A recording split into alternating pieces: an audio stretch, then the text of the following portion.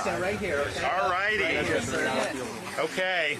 Well, I do think it's 75 degrees in Naples right now, but I think we're having fun and we're not going to stop. We want everyone to be safe. We already did an event this morning. If we can do things in safe, we're going to do so. We had to rearrange the schedule, but we're out working hard and we're going to do a lot today. And then, of course, all the way in through Caucus night, we've got a lot of people, as I mentioned in there earlier. People just want to help make phone calls or they want to help do things. They pay to come out here just to be a part of it, and that's just organic. And that's just people that have wanted to see us do this and wanted to see us become the next president. So it's neat to see that people are willing to do that, and so I'm excited. I've never been in sub-zero temperatures, I don't think, because even when I was in New England for those 7 years, I don't think it ever got below zero that I can remember. And to have negative 20 wind chill, maybe negative 30 or 40, that's going to be it's going to be a factor. There's no question about it. I think our folks are fired up. We know we've identified tens of thousands of people that are definitely going to come out for us, and we'll work to round up as many as we can. Additionally, that between now and Caucus night. Do you think well, let's jump out of here. Look, I'm here for one reason, and that's to make sure that this guy gets to the White House. And I went back to D.C. We had a couple of things we had to deal with up in Washington, and last night my flight got stuck in St. Louis. Couldn't get to Des Moines, so rented a car and drove 8 hours through the night to get here because I'm getting photos from my kids in 65-degree Austin, Texas, and they're down there showing their goats. And they're sitting there, Dad, what are you doing? I said, well, I'm up here trying to save this country for you. And, we're seeing what's going on in Washington in the swamp. We need somebody that's going to actually drain the swamp instead of just talking about it. And that's what we've got here in Governor DeSantis, and he's working hard. 99 counties, 230, 40 events. And we're going to go out all day today in the snow and the cold. And we've got the infrastructure in place to get this done, and I'm proud to be here with him. Governor, welcome. It's good to be here. Is this easier than a hurricane or harder than a hurricane? It's worse. So much worse. I'm curious. You're out here doing some events today. Nikki Haley went virtual. I think there was a Trump event that was canceled. Why did you feel like it was important, despite the weather, to encourage people to come out and be in person? Because we want to win. We're here to do to get every vote we can. Leave nothing on the table. That's why we've worked hard. We've been the hardest working campaign. I think you got to earn people's votes. I don't think you're entitled to people's votes. So if there's an opportunity for us to do better, we're going to do it. And we're not going to rest between now and Caucus night. And look, the elements are, I'll brave whatever we need to. I mean, nothing's handed to you in this life, much less a presidential nomination. So if you have to go and trudge through snow to be able to earn the vote, you trudge through snow to be able to earn the vote. My wife was out there knocking on doors. We've had people affiliated with our campaign and these PACs that have been knocking on doors. I don't know, maybe this morning they may not have been, but as soon as they blows through, they're going to be out knocking on doors again, all the way up. I think that marks his campaign. The governor has showed up. He showed up throughout Iowa, 99 counties, 240 events. He's doing the work. He's not dodging debates. He's showing up for the debates. He's not just hanging out and avoiding it and saying that he should be coordinated. He's here. He's working hard and trying to earn people's votes. I've been in, dozens of these events, and people across the state are excited, and that's what it's about, earning people's votes. Governor, do you think that the weather could hurt or help your final push for support here? Well, I mean, I think our voters are people that are, by and large, committed caucus goers. They've signed up with us. They're in it. They're going to turn out. I think we're confident of that.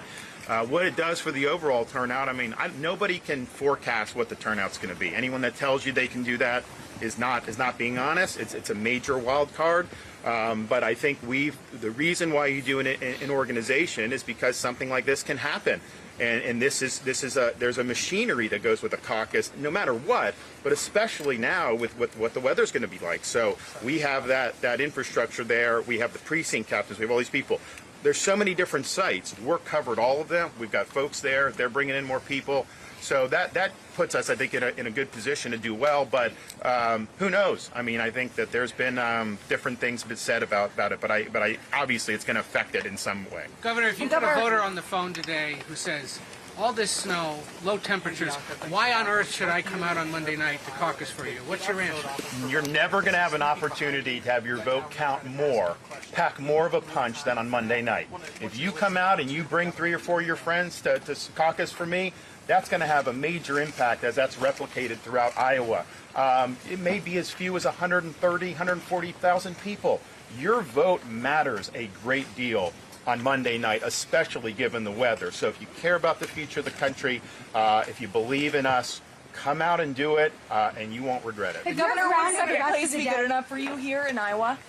Look, we're accumulating delegates. You got to get a majority of the delegates, and there's obviously delegates here. There's delegates in New Hampshire, less delegates there than here. Nevada's got this caucus that they basically rigged that for Trump. But I'm competing there because I want to get delegates, and the scales are against us on that.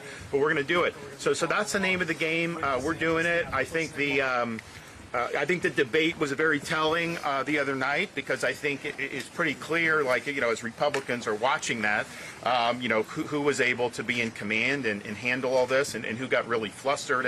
And Haley got really flustered and just was not, I think, projecting the type of confidence that people want to see in their nominee, and somebody could be a president. And obviously, she doesn't have support from traditional conservative voters or core Republicans. It's more of less traditional voters, and that's fine in a general election. But I think to win the primary, you got to be somebody that can do that. Now, Donald Trump is not willing to debate, because I think he wants to have kind of these pre-cooked forums like he had on Fox News the other night, where he's not really asked any difficult questions or confronted in any meaningful way. So that allowed him to go and say that, who is this Anthony Fauci guy? He had never heard of Fauci. He had nothing to do with Fauci. Like, seriously? Like he's honestly going to run with that? He gave the guy an award his last day in office, and basically turned the presidential podium over to him for months and months. And then he tried to blame Florida for being responsible for Fauci. I'm the guy that sold "Don't Fauci My Florida" T-shirts, so give me a break. So, but I think that when you're not willing to debate, and you only put yourself in those environments, you can get away with putting out. I don't think people buy it. I think particularly Republican voters look at that and say, really? Are you really going to go down that? And that's the thing, as a leader, you got to take responsibility. Not everything you do is always going to work out. And so just acknowledge that and say how you do it differently. And I think his position is basically he would do the same thing all over again. They didn't do anything wrong. That is not something that I think is going to fly with Republican voters. And I think it's really important to understand that the other candidates won't own their past positions. Let's be very clear. I mean, Governor Haley, you saw it repeatedly, trying to distance herself from her own comments about raising the age for Social Security retirement, for whether it's dealing with the issue with respect to saying that Hillary Clinton's an inspiration. And former President Trump literally says, I can't imagine saying something more absurd than saying, I would not do a COVID lockdown. I'm a Federalist. Are you kidding me? He literally said he had the power to override governors. He literally did the exact opposite, and then he gives the guy an award on the way out of town. Look, no one that's running is consistent with their positions except for this guy, and it's why the American people are enthusiastic about it, and it's why he is ascendant in Iowa, and it is why Nikki Haley is plummeting in Iowa, and why President Trump is dropping as well. And he also would brag. I was at those rallies in 2020. He was bragging that he shut the country down. Yeah. He said he shut the greatest economy in the history of the world down, and he said that it was the right thing to do, and he stood by it. Now he's saying he had nothing to do with it. I mean, you can't square those two things. Interestingly, fall of 2020 campaign, when he's campaigning in Florida, he was telling people, Florida, you guys did it right. You're open. You're not closed. And so he was complimenting Florida on that. So, but this is the thing. I think Iowans have an opportunity to really make this a race where he's going to have to engage. And I think that's important. I mean, if you're on the fence, like maybe soft Trump, you come for me, you vote for me, and you caucus for me, that will help clarify this, because you can't have a nominee that doesn't even participate in the process and then gets into the fall, and then the whole machine comes after. So I think that him getting on the debate stage at some point, I think is something that's going to need to happen just for the Republican Party to be in good stead, and I look forward to doing that. Last question. Governor DeSantis, you pointed out that criticism. Do you feel like that's connecting with voters, or do you feel like they're going to stand with him despite? Well, here's the thing. And this is not a complaint. This is just an observation. I take, when I look at how you run a campaign or this, I just look at the world as it is. There's going to be certain media against you, obviously certain that he's got basically a Praetorian guard of the conservative media, Fox News, the websites, all the stuff. They just don't they don't hold them accountable because they're worried about losing viewers and they don't want to have the ratings go down. And that's just the reality. That's just the truth. And I'm not complaining about it. I'd rather that not be the case, but that's just, I think, an objective reality. So when you're saying that, who is amplifying the criticism, right? I mean, if you could be running, hey, he said this about Fauci, and that could be running, and they could be having big debates in kind of the conservative media. That is not happening. People just act like he never said any of this stuff. When he says build a big, beautiful $1 billion plus new headquarters for the FBI in the center of the swamp, that's not draining the swamp, that's deepening the swamp. Are they having big debates on these conservative-leaning media about how that is not what he has campaigned on in the past? No, they're not. So that is kind of the reason why I think he's able to do what he's doing, because the sources that Republicans are now looking to more than any are just not even engaging in any of this.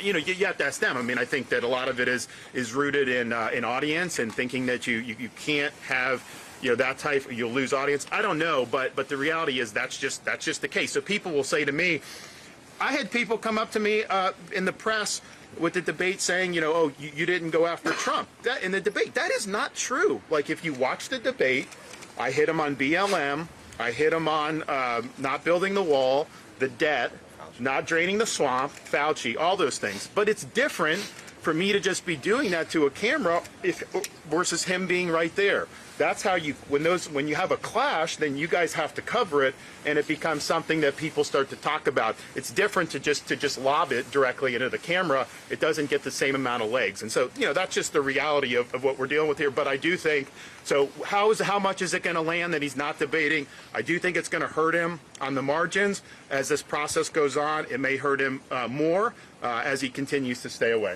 All right, guys.